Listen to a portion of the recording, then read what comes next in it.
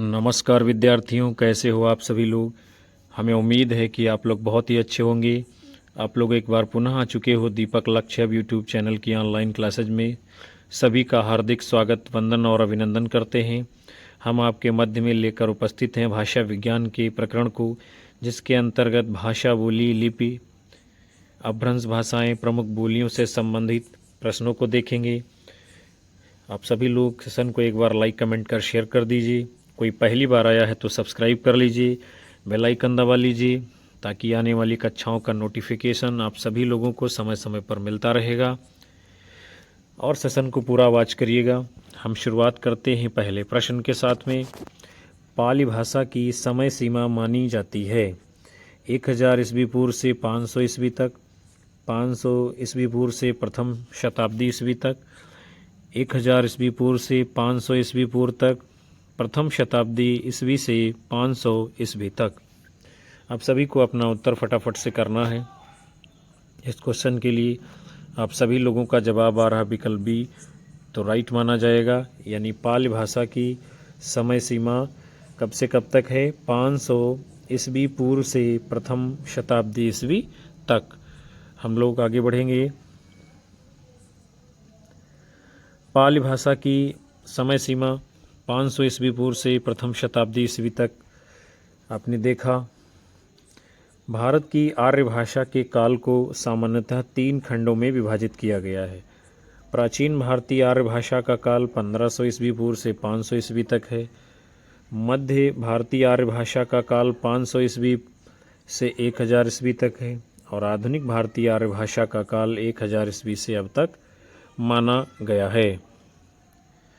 मध्यकालीन भारतीय जो आर्य भाषा है, इस काल में जो है 3 भाषाएं विकसित होती हैं। कितनी? 3 भाषाएं। कौन कौन सी? पाली भाषा है, इसका समय 500 ईस्वी पूर्व से प्रथम शताब्दी तक है। प्राकृत भाषा है, इसका समय प्रथम शताब्दी से 500 ईस्वी तक है। और अपभ्रंश भाषा है, इसका समय 500 से 1000 ईस्वी तक है। फिर आपका अगला क्वेश्चन है, निम्नलिखित में से कौन सी विशेषता देवनागरी लिपि की नहीं है? इसमें जैसा उच्चारण होता है वैसा ही लिखा जाता है। इसमें एक धुन के लिए एक ही प्रतीक है। इसमें शिरोरेखा का प्रयोग महत्वपूर्ण है। विकास की दृष्टि से यह लिपि ब्राह्मी एवं खरोष्ठी के समकालीन है। कौन सी नहीं है विशेषता देवनागरी की? आप सबको बताना है। तो आपका आंसर आ रहा है इस क्वेश्चन के लिए विकल्प डी, तो राइट होगा। यानी यही विशेषता गलत है देवनागरी के संबंध में। सही क्या क्या है? इसमें जैसा उच्चारण होता वैसा ही लिखा जाता, ठीक है। इसमें एक धुन के लिए एक ही प्रतीक है, ये भी ठीक है। इसमें शिरोरेखा का प्रयोग महत्वपूर्ण है, ये भी बात सत्य है। हम सभी आगे बढ़ेंगे। यानी जो आपने देखा कि ये लिपि जो है ब्राह्मी एवं खरोष्ठी के समकालीन है, यही बात गलत है। और हिंदी जिस लिपि में लिखी जाती है विद्यार्थियों, उसे क्या कहते हैं? देवनागरी लिपि कहा जाता है। विश्व की सभी भाषाओं की अपनी अपनी लिपियां हैं। जैसे अंग्रेजी की रोमन लिपि है, उर्दू की फारसी लिपि है और पंजाबी की गुरमुखी लिपि है। प्राचीन भारत की 2 लिपियां थी, एक थी ब्राह्मी और दूसरी थी खरोष्ठी। इसी ब्राह्मी लिपि से देवनागरी लिपि का आगे चल करके विकास होता है। आगे बढ़ेंगे हम सभी।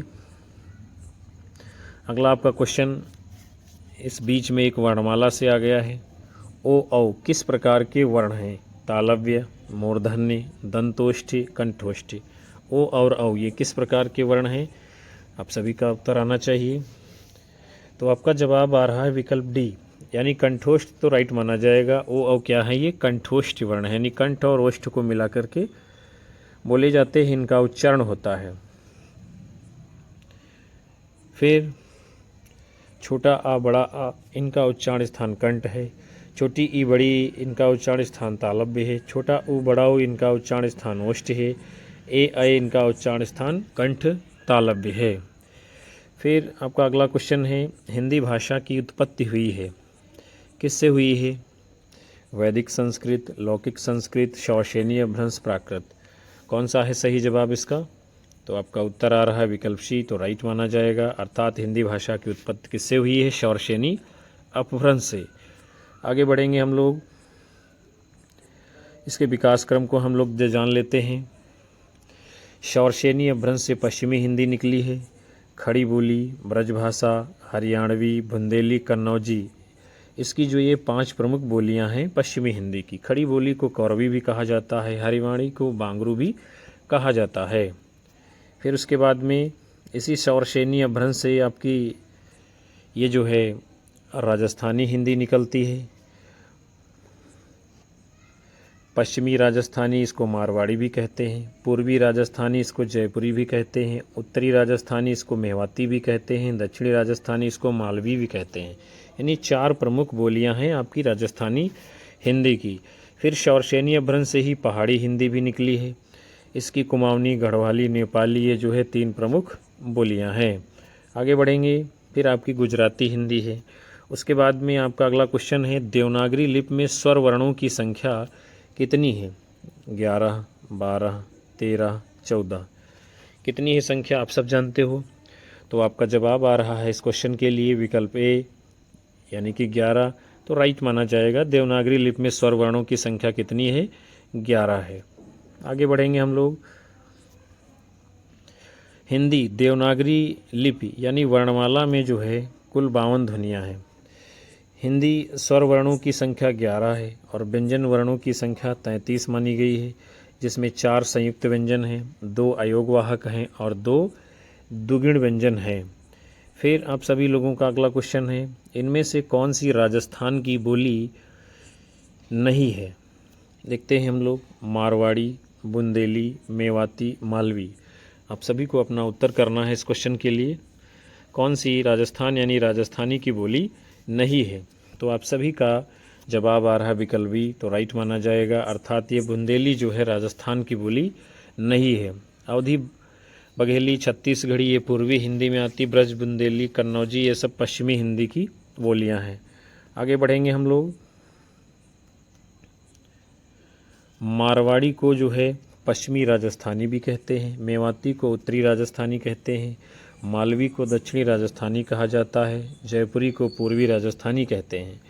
शौरसेनी अपभ्रंश की राजस्थानी हिंदी उपभाषा की बोली है, जबकि बुंदेली, कन्नौजी, खड़ी बोली, ब्रजभाषा, हरियाणवी ये सब शौरसेनी अपभ्रंश की पश्चिमी हिंदी की उपभाषा की बोलियां हैं। फिर आपका अगला क्वेश्चन है, किसी सीमित क्षेत्र में बोली जाने वाली स्थानीय भाषा को क्या कहते हैं? राष्ट्रीय भाषा, राजभाषा, बोली, उपभाषा। कौन सा सही जवाब है आपका? तो उत्तर आ रहा है विकल्प सी तो राइट माना जाएगा। अर्थात किसी सीमित क्षेत्र में बोली जाने वाली स्थानीय भाषा को क्या कहा जाता है? उसे हम लोग बोली कहते हैं। आगे बढ़ेंगे। जैसे अवधी, ब्रजभाषा, मगही, बुंदेली ये सब क्या हैं? बोलियां हैं। राष्ट्रीय भाषा किसी राष्ट्र की भाषा होती है, जबकि राजभाषा द्वारा सरकार तथा सरकारी कार्यालयों के कार्य होते हैं। आप सभी का अगला क्वेश्चन है, कन्नौजी हिंदी किस उपभाषा की एक बोली है? पूर्वी हिंदी, पश्चिमी हिंदी, राजस्थानी हिंदी, पहाड़ी हिंदी। कौन सा होगा सही उत्तर? आप सभी को बताना है। तो आपका जवाब आ रहा विकल्प बी तो राइट माना जाएगा। अर्थात पश्चिमी हिंदी की बोली है कन्नौजी। आगे बढ़ते हैं हम सभी लोग। कन्नौजी जो है पश्चिमी हिंदी उपभाषा की एक प्रमुख बोली है, जो शौरसेनी अपभ्रंश से विकसित हुई है। पूर्वी हिंदी के अंतर्गत अवधी, बघेली, छत्तीसगढ़ी 3 बोलियां आती हैं। राजस्थानी के अंतर्गत पश्चिमी राजस्थानी यानी मारवाड़ी, पूर्वी राजस्थानी यानी जयपुरी, उत्तरी राजस्थानी यानी मेवाती और दक्षिणी राजस्थानी अर्थात मालवी ये बोलियां आती हैं। पहाड़ी हिंदी के अंतर्गत कुमाऊनी, गढ़वाली, नेपाली ये 3 प्रमुख बोलियां हैं। फिर आप सभी लोगों का अगला क्वेश्चन है, इनमें से कौन सी बोली पश्चिमी हिंदी के अंतर्गत नहीं आती है? खड़ी बोली, ब्रजभाषा, कन्नौजी, अवधी। कौन सा है सही उत्तर? क्वेश्चन नंबर 256 आपके सामने है। तो आप सभी का जवाब आ रहा है विकल्प डी तो राइट माना जाएगा। अर्थात जो है यह पश्चिमी हिंदी की बोली नहीं है। अवधी, बघेली, छत्तीसगढ़ी ये सब पूर्वी हिंदी की बोलियां हैं। आगे बढ़ेंगे हम लोग। फिर जो है आपका अगला क्वेश्चन है, लिखित भाषा में विचारों को कैसे व्यक्त करते हैं? संकेतों द्वारा, बोलकर, लिखकर, सुनकर। बहुत ही शानदार और आसान प्रश्न है आपके सामने। क्वेश्चन नंबर 257 का आप लोग जवाब दे रहे हो विकल्प सी, तो राइट माना जाएगा। अर्थात लिखित भाषा में विचारों को हम लोग लिख करके व्यक्त करते हैं। आगे बढ़ते हैं हम लोग। दूसरा व्यक्ति पढ़कर उसकी बात समझता है। लिखित भाषा के उदाहरण हैं जैसे पत्र, समाचार पत्र, पत्रिकाएं, लेख, कहानी, संस्मरण आदि। फिर आपका अगला क्वेश्चन है, निम्नलिखित में से कौन सी पश्चिमी हिंदी की बोली नहीं है? नहीं पर आप लोगों को विशेष ध्यान रखना है। ब्रजभाषा, बांगरू, कन्नौजी, डोगरी, इनमें से कौन सी नहीं है पश्चिमी हिंदी की बोली? तो आप सभी का जवाब आ रहा है विकल्प डी, तो राइट माना जाएगा। अर्थात डोगरी जो है आपकी, ये पश्चिमी हिंदी की बोली नहीं है। आगे बढ़ेंगे हम सभी। फिर आप सभी लोगों का अगला क्वेश्चन है, मालवी किस उपभाषा की बोली है? पश्चिमी हिंदी, पहाड़ी हिंदी, राजस्थानी हिंदी, बिहारी हिंदी। मालवी किस उपभाषा की बोली है? तो आप सभी का जवाब आ रहा है विकल्प सी, तो बिल्कुल सही माना जाएगा। अर्थात मालवी ये राजस्थानी उपभाषा की बोली है। और राजस्थानी उपभाषा की 4 प्रमुख बोलियां हैं। कौन कौन सी 4 प्रमुख बोलियां हैं देखते हैं हम लोग। जैसे कि मारवाड़ी, जयपुरी, और जयपुरी को ढूंढाड़ी भी कहते हैं, चूँकि जयपुर का पुराना नाम ढूंढाड़ रहा करता था। मालवी, मेवाती, यही 4 बोलियां हैं राजस्थानी की। मालवी बोली जो है इंदौर, देवास, रतलाम आदि जिलों में बोली जाती है। फिर आपका क्वेश्चन है, रामपुर, मुरादाबाद, बिजनौर, मेरठ, देहरादून और सहारनपुर की बोली कौन सी है? चलिए हम लोग आगे क्वेश्चन के विकल्पों को देखते हैं। तो इसका उत्तर भी आपके सामने आ चुका है। गढ़वाली, छत्तीसगढ़ी, खड़ी बोली, बांगरू। तो रामपुर, मुरादाबाद, ये सब आपका जो क्षेत्र है, यहाँ पर खड़ी बोली प्रमुखता से बोली जाती है। रामपुर, मुरादाबाद, बिजनौर, मेरठ, देहरादून, दिल्ली, गाजियाबाद, सहारनपुर, यहाँ पर प्रमुखता से खड़ी बोली बोली जाती है।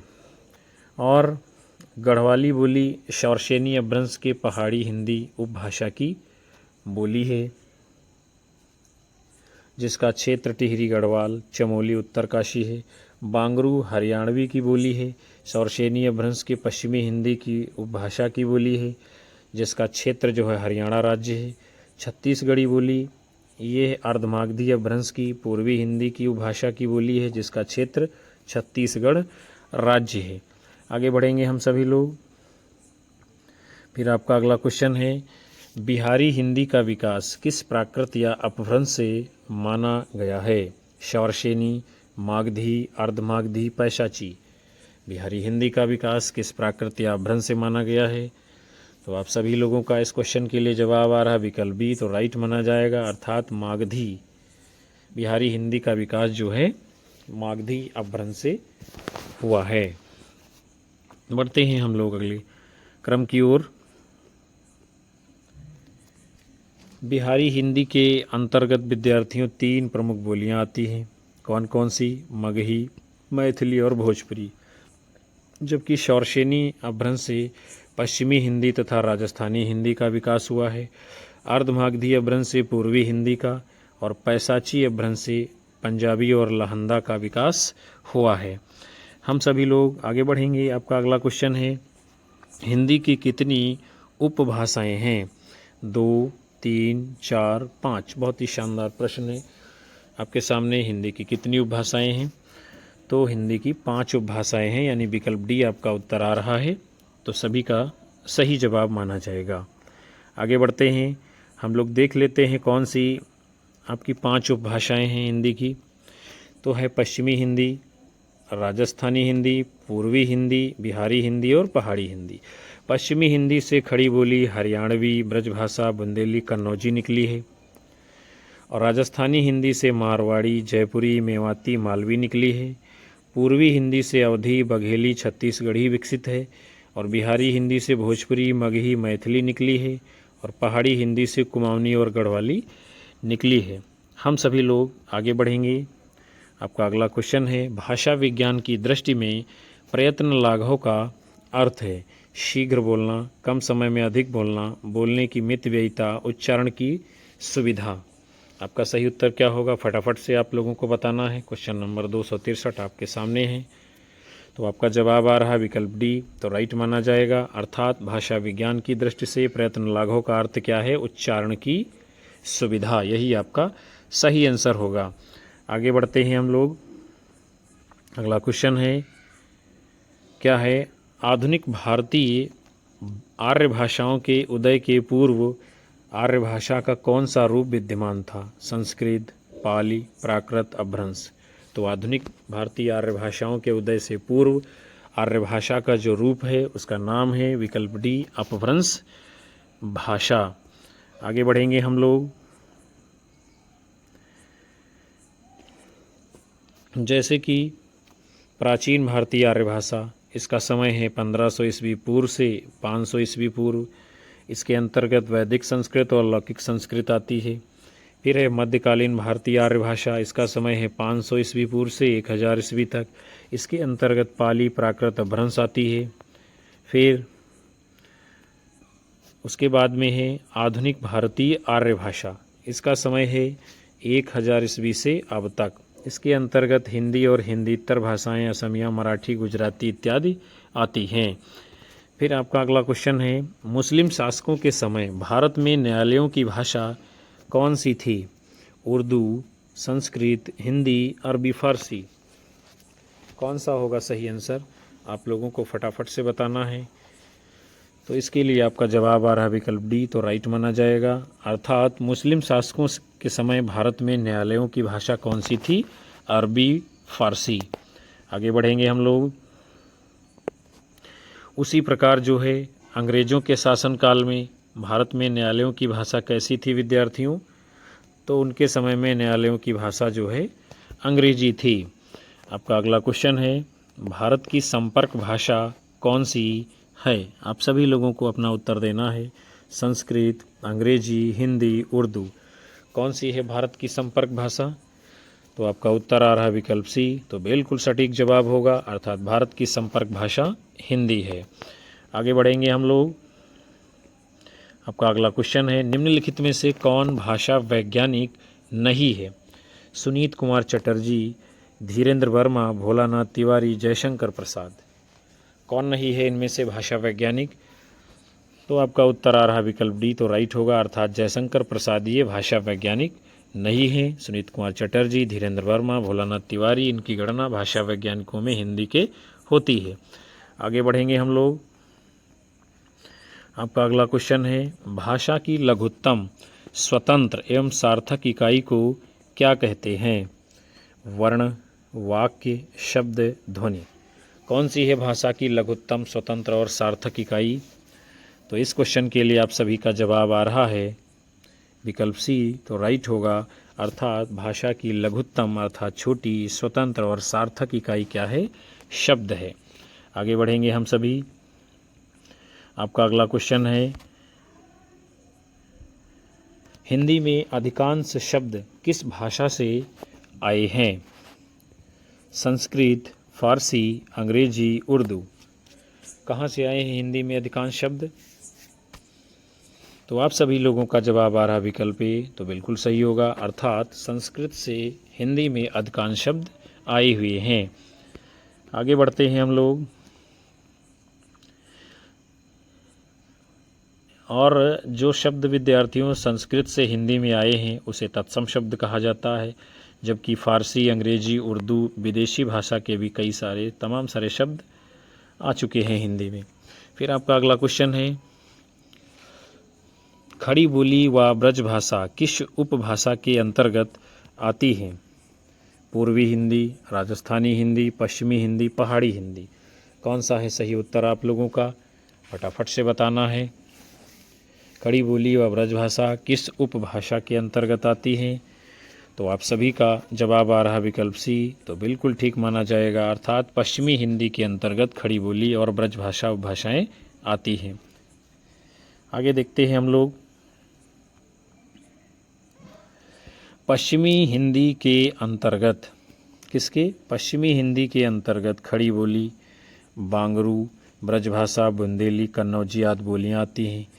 पूर्वी हिंदी के अंतर्गत अवधी, बघेली, छत्तीसगढ़ी आती है, जबकि राजस्थानी के अंतर्गत मारवाड़ी, जयपुरी, मेवाती, मालवी बोलियां आती हैं और पहाड़ी के अंतर्गत कुमाऊनी और गढ़वाली बोलियां आती हैं।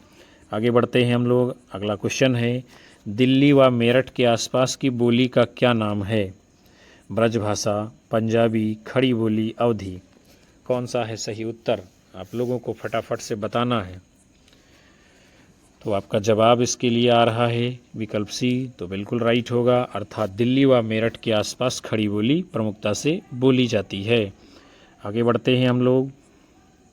कहाँ कहाँ बोली जाती है खड़ी बोली, हम लोग देखते हैं।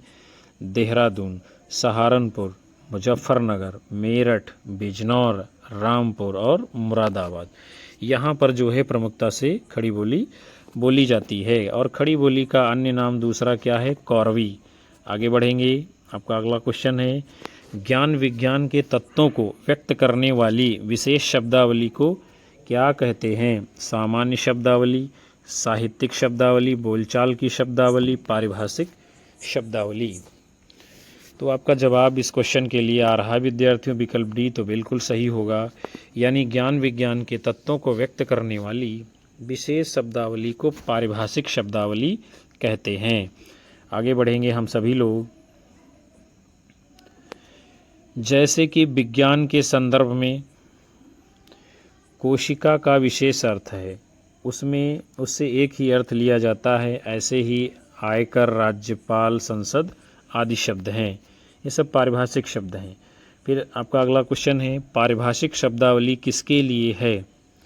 छात्रों के लिए, जनसाधारण के लिए, ज्ञान की एक शाखा के जिज्ञासु के लिए, बहुसंख्यक व्यक्तियों के लिए। किसके लिए है पारिभाषिक शब्दावली? तो आपका जवाब आ रहा विकल्प सी इस क्वेश्चन के लिए, तो बिल्कुल राइट माना जाएगा। यानी पारिभाषिक शब्दावली ज्ञान की किसी एक शाखा के जिज्ञासु के लिए है। आगे बढ़ेंगे हम लोग। ज्ञान के विभिन्न क्षेत्रों जैसे कि विज्ञान, गणित, अर्थशास्त्र, भूगोल, चिकित्सा, वाणिज्य, विधि, दर्शन, प्रशासन आदि क्षेत्रों में होने वाले विकास के कारण अलग अलग प्रकार के पारिभाषिक शब्द विकसित होते जाते हैं, जो विषय विशेष के संदर्भ में एक निश्चित अर्थ को व्यक्त करते हैं। फिर आप सभी लोगों का अगला क्वेश्चन है, पारिभाषिक शब्दावली का निर्धारण कौन करता है? भाषा वैज्ञानिक, राष्ट्रपति, कवि व साहित्यकार, समाज। पारिभाषिक शब्दावली का निर्धारण कौन करता है विद्यार्थियों? तो आपका उत्तर आ रहा है विकल्प ए, तो राइट माना जाएगा, अर्थात भाषा वैज्ञानिक जो होता है पारिभाषिक शब्दावली का निर्धारण करता है। आगे बढ़ेंगे हम सभी लोग। अगला क्वेश्चन है, वैज्ञानिक शैली का तात्पर्य किस शैली से है? अलंकारिक शैली, वस्तुनिष्ठ शैली, समाज शैली, लाक्षणिक शैली। क्वेश्चन नंबर 275 आपके सामने है। आंसर क्या होगा? तो आपका जवाब आ रहा है विकल्प बी, तो राइट होगा, अर्थात क्या है? वैज्ञानिक शैली उसे कहते हैं जिसमें वस्तु के प्रति निष्ठता हो, अर्थात वस्तुनिष्ठ शैली। आगे बढ़ेंगे हम सभी लोग। अगला क्वेश्चन है, निम्नलिखित में से जो कथन उचित नहीं है उसे छांटिए। एक भाषा में प्रकट किए गए भावों व विचारों को दूसरी भाषा में प्रकट करना अनुवाद कहलाता है। तो ये बात क्या है विद्यार्थियों? सही है। दूसरा है, अनुवादक के लिए केवल किसी एक भाषा का ज्ञान पर्याप्त है। यही बात गलत है। अनुवादक के लिए किसी एक भाषा का ज्ञान पर्याप्त नहीं है, उसको सभी भाषाओं का ज्ञान लगभग होना चाहिए, तभी वो अनुवाद कर पाएगा। और यही आपका सही उत्तर है विकल्प बी। आगे के विकल्पों को भी हम लोग देखते हैं। क्या है? जिस भाषा से अनुवाद किया जाता है उसे जो है स्रोत भाषा कहते हैं, और जिस भाषा में अनुवाद किया जाता है उसे लक्ष्य भाषा कहते हैं। अनुवाद शब्द अंग्रेजी के ट्रांसलेशन का पर्याय है। यानी ये सभी बातें सही हैं। फिर हम लोग आगे बढ़ेंगे। आपका अगला क्वेश्चन है, इनमें से कौन सा गुण अथवा दोष समालोचक में नहीं होना चाहिए? आलोच्य विषय का सम्यक ज्ञान, निष्पक्षता, सहृदयता, ईर्ष्या भावना। यानी जो आलोचक है उसके गुण दोषों की बात की जा रही है, तो उसमें कौन सा गुण दोष नहीं होना चाहिए?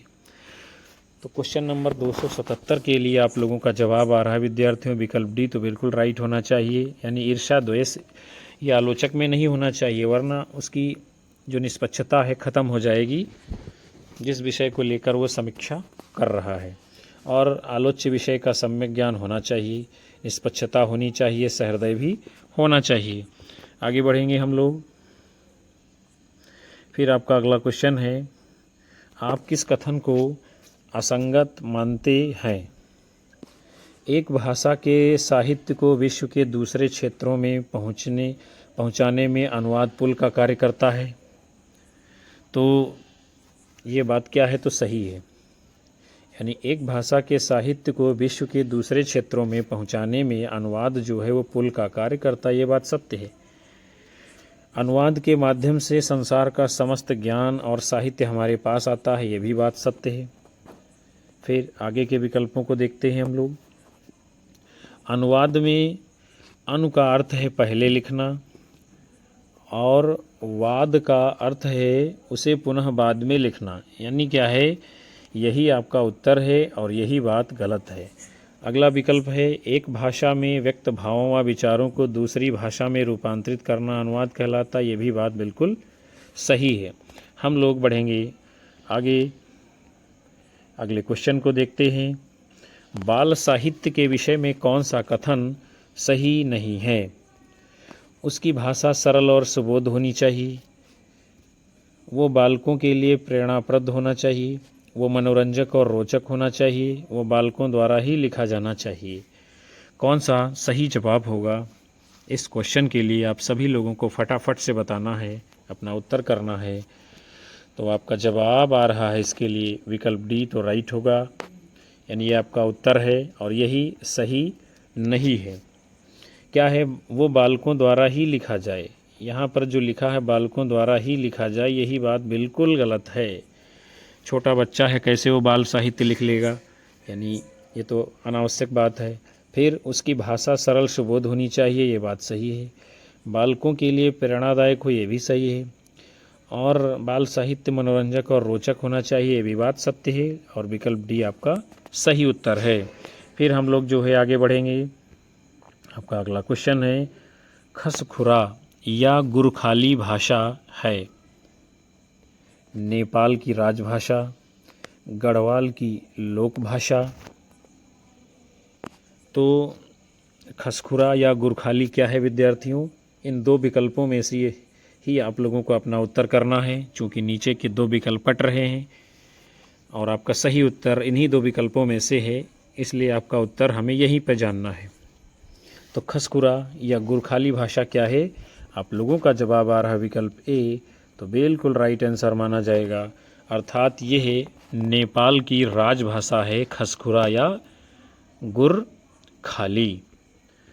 तो प्यारे विद्यार्थियों और साथियों, आज के इस बेहद महत्वपूर्ण सेशन को हम यहीं पर समाप्त कर रहे हैं, जिसके अंतर्गत आप सभी लोगों ने भाषा विज्ञान प्रकरण से संबंधित महत्वपूर्ण वैकल्पिक प्रश्नों को देखा जाना समझा।